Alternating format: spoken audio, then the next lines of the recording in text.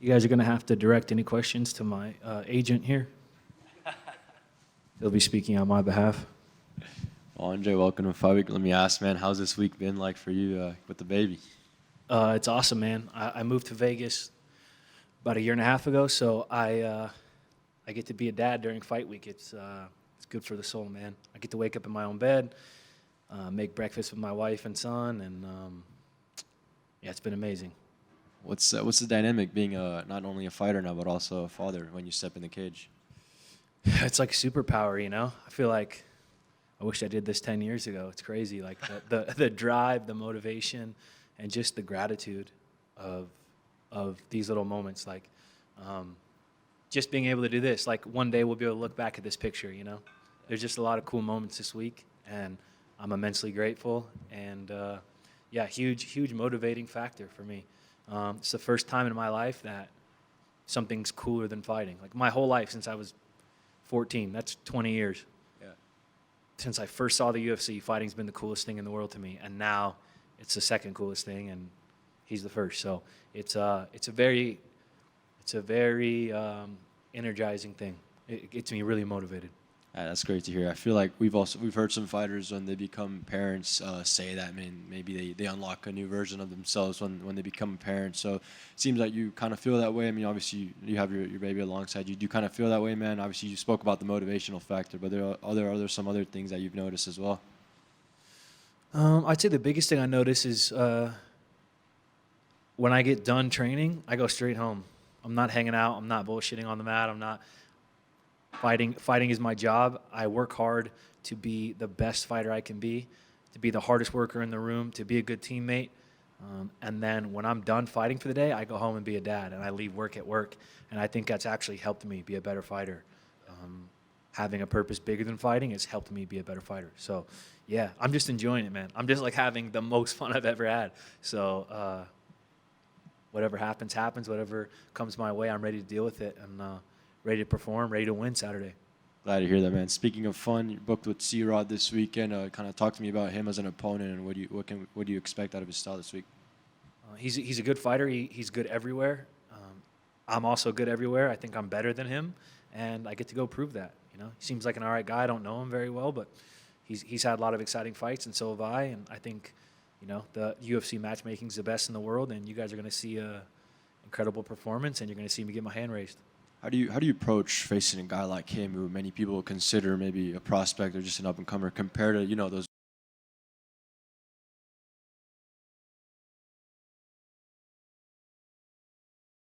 Still feel like an up and comer. You know, I still have a lot to prove.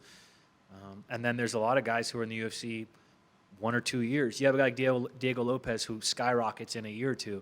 You know, you also have a guy like Michael Johnson who is fighting these up and comers. He's almost 40 and he looked better than ever. You know, guys like Cub Swanson, same thing. So I don't know, man. I think this exactly. That's it. Awesome. We know C-Rod. You know, some people have labeled him as a prospect killer when he's fought the up and comers himself. But you think maybe tables can turn this time around? Maybe now he's fighting a guy like you. You've been there with some of these tough guys. You think the faith will line the other way? Yeah, I've fought the best guys in the world. I've sparred the best guys in the world. I've trained with the best guys in the world. I'm one of the best guys in the world. We're in the UFC. Everyone's good. Every fight's tough. Every fight's the most important fight. Every round's the most important round. I'm just taking it as it comes. I'm staying present, and I'm just being where my feet are, man, and I'm enjoying it, and that's all I can do. Sure. Obviously, been there with some of the top guys and accomplished a lot, and obviously accomplished what many human beings want to do when they're older. But inside the cage, are there still some goals you have? Maybe fight specific people. What are your thoughts on that? I believe in my heart I'm one of the best fighters that's ever been in the UFC, and I've had flashes of greatness, and I've also had moments where I didn't perform as well as I should. I still have a lot to prove. I believe that I can be the UFC featherweight champion of the world, the undisputed UFC featherweight champion of the world. I believe that I can be someone that people look back on and, you know, through history. The way I look back at BJ Penn or George St. Pierre, that's how I want people to look at me. And in order to do that, I got to put these wins together, and that gets started on Saturday. Is it is it kind of tough knowing, like you just said, you know, you're capable of becoming the undisputed featherweight champion? Is it tough kind of dealing with stuff where it's like, I've shown these flashes, I've shown to the world I can do that, but maybe it just hasn't happened yet? Is it kind of tough dealing with that and, you know, knowing like my time will come sooner rather than later? Yeah, it's tough. It's frustrating, but what's not tough? You know, weight cutting is tough. Getting in a cage and fighting is tough. Like the newborn trenches were tough. Relationships are tough. Everything's tough. You know, anything worth anything is tough. You know, the reward that you get for something is in relation to the sacrifice you make for it. You know, and that's the thing about fighting. It takes a lot of sacrifice, but the reward on the other side is exponentially greater. Give me 1 second. This light is bright as hell. I'm gonna move him. I'm still here. Hold on.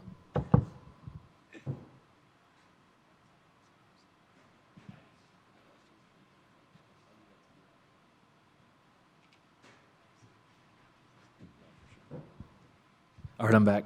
No, for sure. I was kind of going on that.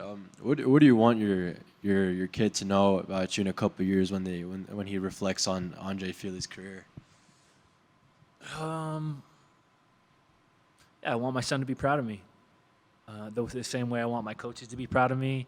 You know, I want my friends that I've grown up with since we were, you know, kids, still friends today. I have the same group of friends I've had for 20-something years, and I want them to be proud of me. I want my wife to be proud of me. I want my mom and my dad. And that's a huge, there's no secret. I've talked about this a lot. I want my people to be proud of me. That's a huge motivating thing. The difference now, I think, with where I'm at in my life is that I don't feel like I don't have to earn that love, you know? The fighting is sprinkles on top, you know? I'm a good dad, I'm a good friend, I'm a good brother, I'm a good son, and I have love in my life now regardless of, you know, if I never fought again, I have an abundance of love in my life. Also, it's weird to talk about. I never really talked about this super publicly, but I really, maybe as a byproduct of being a dad or just maturing, I've really started to find God, and I pray a lot, and my relationship with Jesus has changed. And you know, a huge tenet of Christianity that I really sticks with me is that you don't have to earn love. You don't have to, like, God loves you, Jesus loves you regardless. You don't have to be worthy of it, you know? You don't have to do something to earn it or step in. You don't have to do something to rise up and be loved. You're just loved. It's unconditional. And there's something about unconditional love that you know, changes you for the better, whether it's my relationship with God or my wife and son or my coaches or anybody. Like, I have a lot of love in my life, and that's a superpower. Sure, that's awesome. I know he'll be proud of you. Just one more for me from your career standpoint. Win or loss, you've always been in there with some fun names. The promotion always puts you in these fun fights, fun cards, and the people always want to tune in to see your fights. So what does it feel like, you know, seeing that love unfold from the promotional standpoint and the fan base, just kind of seeing they always respect you no matter who you're going against? Yeah, I think I'm very fortunate because I don't have the biggest fan base compared to other people. Like, there's people with bigger fan bases, but my fans are really fans of me. We have conversations, you know, if a fan, like, I get DMs from fans about big life stuff, and we'll have real conversations. And, you know, if you're a fan of me, most of the people who are fans of me are actually fans of me and support me. And it's bigger than fighting, you know, it's a community, and I'm very grateful for that. You know, a lot of guys, I see guys with 1 million followers, and their comments are just full of people saying like the most horrendous shit. And I'm fortunate enough to have, you know, maybe a smaller following, but a following that's overwhelmingly positive and supportive, and I think that just comes from being authentic. You know, you've seen different versions of me, but they've always been authentic versions of me. I'm not going to fake it. I'm not playing a character. I'm me, you know. There's a lot of good and there's some flaws, but I'm going to be me. And it's been a bumpy ride, but if you're an Andre Fili fan, just know I love you, and it's going to keep getting better, and we're going to keep having these big moments, and I appreciate you. Congrats on becoming a dad. What do you feel like you've learned most about yourself since becoming a dad? That I love to sleep, and that I didn't appreciate how much I love sleeping until I wasn't able to do it. I don't know. I've cried more than I've ever cried in my entire life the past 3 months. Something weird shifted where now I'll just cry over anything. I'll see something on Instagram about parenthood or fatherhood, or even like I'll see something about motherhood and send it to Melissa and I'll get teary-eyed. It's just, I don't know. I don't know. I learned a lot of things about myself. It's hard to pinpoint one thing. I think being a dad has opened up a level of love that I didn't, like I got to level up with love. I didn't have the capacity to love the way I do now, where I look at my son and I look at my wife now having given birth to our son, and there's just a different love and respect and just the things I already felt but taken to a higher level. I know you mentioned, that faith aspect, that unconditional love, the grace and mercy and everything. With this door opening with your son, do you feel like your not only camp preparation but your life preparation has changed? Being more purposeful, more fire, more disciplined as a father and as a man more than ever. Yeah, just more intention with the way I spend my time, the where my thoughts go. I spent a long time when I was younger trying to show and prove that I didn't care. Like I didn't give a fuck about this or that, or it was almost like a point of pride being like a lost cause, and not caring about things. And now I care about everything. Everything is like everything that I'm willing to spend time on is important. And if it's worth doing, it's worth doing right. And yeah, moving with intention. You've been openly talking about, the cognitive testing on fighters' brain health. Yeah. Obviously health as a whole, mental, physical is very important, but I feel like we don't hear about these tests as much. Why do you think that is? I don't know. I mean, everybody has their own journey, and I think a lot of guys probably, it's the same reason a lot of guys avoid going to the doctor in general, right? Like we're fist fighting. Like if something hurts, going to the doctor, they're probably not going to tell you it looks great, right? So I think people avoid any news so they can avoid bad news. Whereas for me, I like being informed. I like having data. I like knowing what I'm up against. And if it's good news, great. And if it's bad news, then I'll address it. And for me, doing the cognitive testing at the Cleveland Clinic is really important because it lets me know where I'm at. When I'm done with this, I have a lot of things I want to do. I want to keep making music.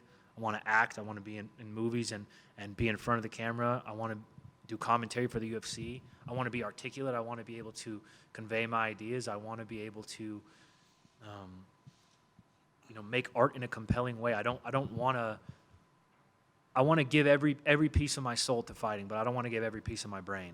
And so, to me, doing the neurological testing is a no-brainer because you have all these resources in Vegas. Why wouldn't you do it? And so for me, I did my cognitive testing.